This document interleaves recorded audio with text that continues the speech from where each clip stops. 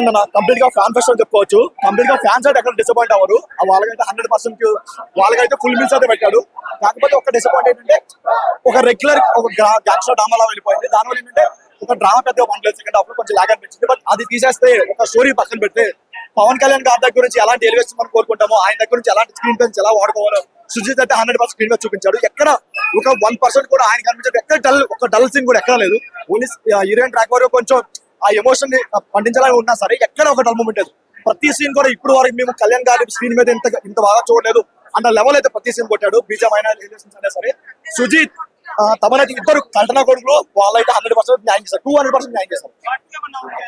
ఇచ్చారు, లీడ్ ఇచ్చారు. అండ్ ఇంకొకటి ఎస్సీ అని చెప్పారు కదా, అది కూడా చాలా బాగా వర్క్ అవుతుంది. కాకపోతే ప్రభాస్ గారిని ఇంకేదైనా పెట్టుంటే బాగుంటుంది అనిపించింది. ఒక స్ట్రాంగ్ హీరో క్యారెక్టర్ చూపిస్తున్నా సరే ఎందుకో విలన్ క్యారెక్టర్ అంత గ్రిప్పింగ్ అయితే లేదు అనిపించింది.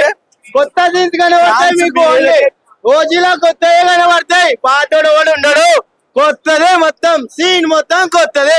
అన్న మాత్రం చేస్తున్నారు.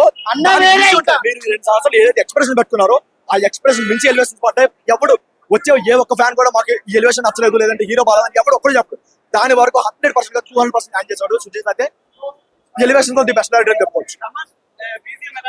మెయిన్ పిల్లర్ అంటే తమిళ బీజం. ఎక్కడ ఒక ఇండస్ట్రీలో ఒక బీజం ఉంటుంది వెళ్ళలేదు.